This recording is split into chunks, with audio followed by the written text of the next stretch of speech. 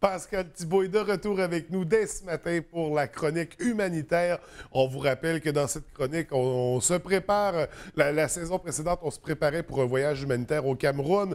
On va poursuivre dans la même veine cette saison-ci. Pascal, bienvenue, ça va bien ce matin? Très bien, François, merci. Écoute, on va plonger tout de suite dans le sujet. De quoi est-ce que tu nous parles ce matin? Ce matin, on va parler des envois maritimes et surtout les conditions à respecter. Oui, oui. Parce que, tu sais, des fois, les gens, là, ils disent, bien, on aurait des choses à donner. Des dons à faire pour un autre pays, oui. On ne sait pas comment.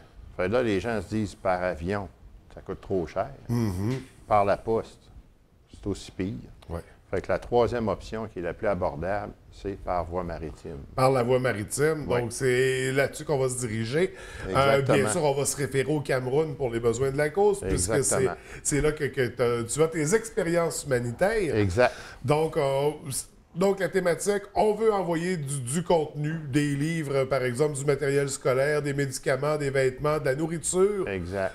On suggère de faire par bateau. Où est-ce qu'on va pour faire ça? Où est-ce qu'on va porter nos C'est sûr qu'idéalement, là, c'est Montréal.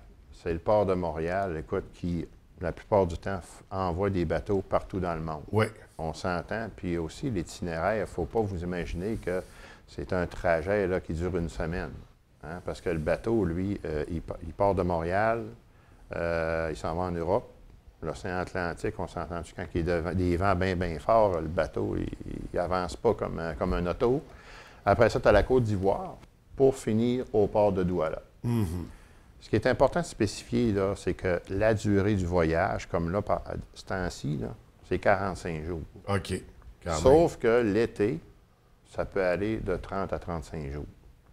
Parce qu'on retrouve des conditions favorables. Dame Nature joue un rôle. Oui, oui. C'est sûr que ces temps-ci, la nature a un certain impact sur le voyage maritime. Hein? Exactement. Avec les ouragans qu'on retrouve. Exactement. Donc, mais quand même. Puis là, l'itinéraire, c'est ça. On va passer directement du Canada au Cameroun où on a des arrêts en route? Il y a des arrêts parce que, tu sais, le bateau, là, il y a plein de conteneurs, il y a plein de matériel. Oui. Il y a du matériel qui va s'arrêter en Europe. Ils vont arrêter quelques heures là pour débarquer le matériel, le dédouanement.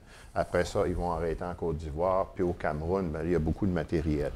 Ce qui est important de spécifier, là, c'est que c'est la personne qui est responsable d'emballer son matériel sur place.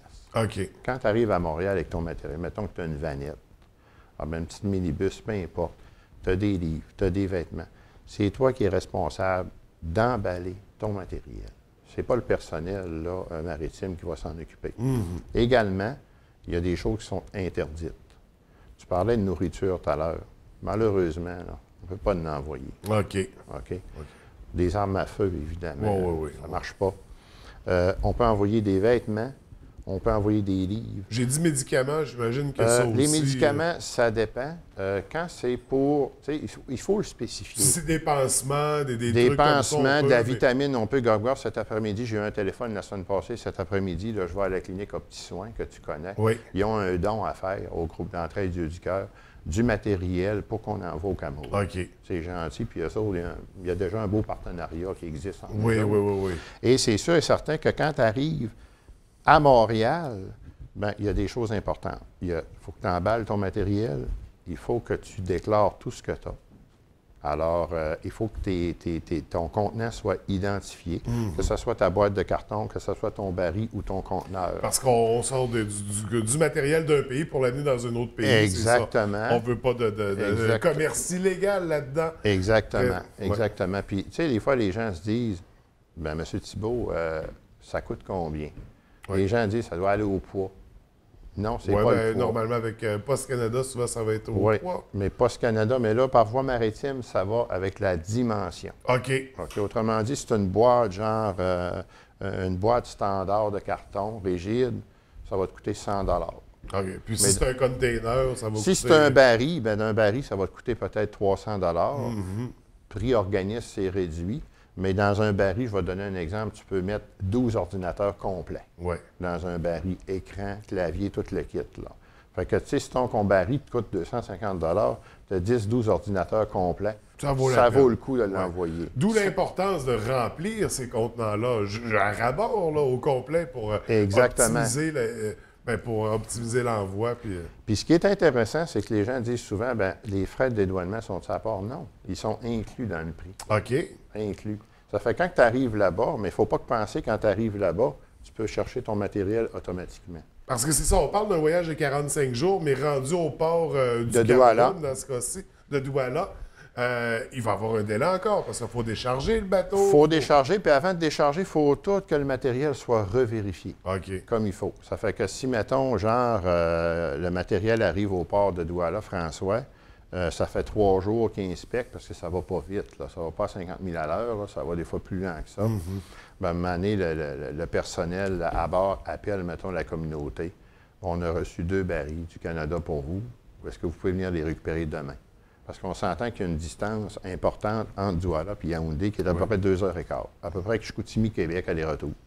Sauf que, ce qui est intéressant, si, mettons, la communauté ne peut pas y aller, eux, ils offrent le service, OK, par minibus, qui coûte à peu près 10 000 francs CFA de Douala à Yaoundé, qui revient à peu près à 21 Okay. Ça fait que ça ne fait pas trop cher si, mettons, ils n'ont pas le temps. Oui. Alors, c'est l'équipe navigale qui s'occupe justement d'embarquer les barils, d'embarquer les boîtes à l'intérieur de la minibus pour les apporter directement à l'orphelinat. Et puis, sur place, on revérifie encore comme il faut pour s'assurer que tout est là.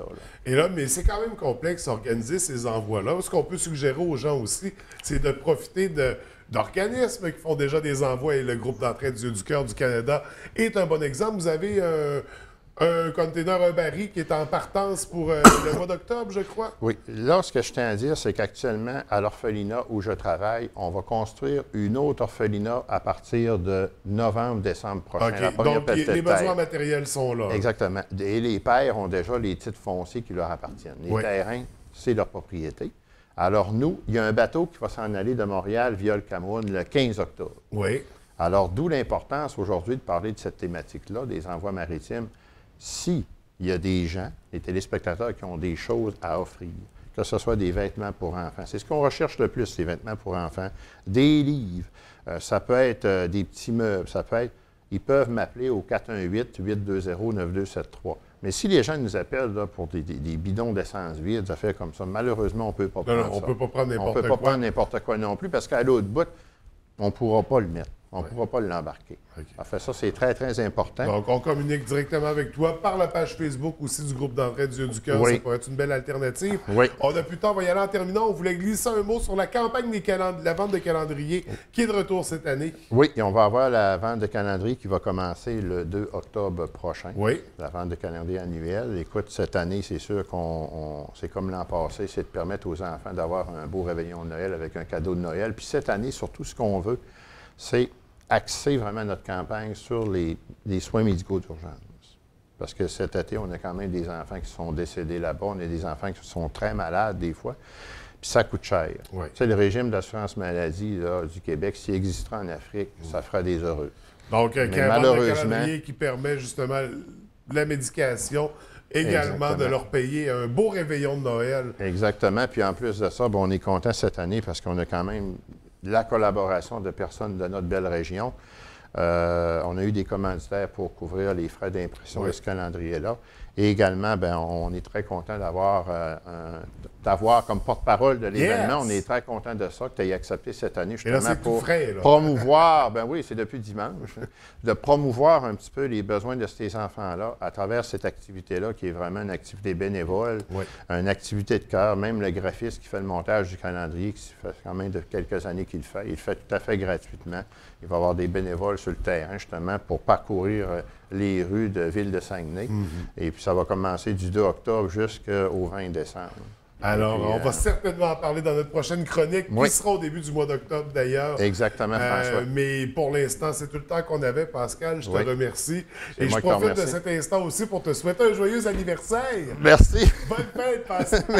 Je voulais te dire, François, aussi, c'est important. J'avais une petite chose importante à vous dire, c'est que annuellement, au port de Yaoundé, on fait 941 millions de bénéfices bruts, qui représentent 2 200 000 avec l'achalandage des voies maritimes, que ce soit des conteneurs, ça fait que c'est des retombées économiques intéressantes là, pour le Douala, le Cameroun, qui est un pays quand même pas très riche. Donc, ça donne un coup de pouce à l'État en même temps. Exactement. Alors, on va se laisser sur ces mots. Bonne fête encore. Merci beaucoup, François. Bonne journée. Merci.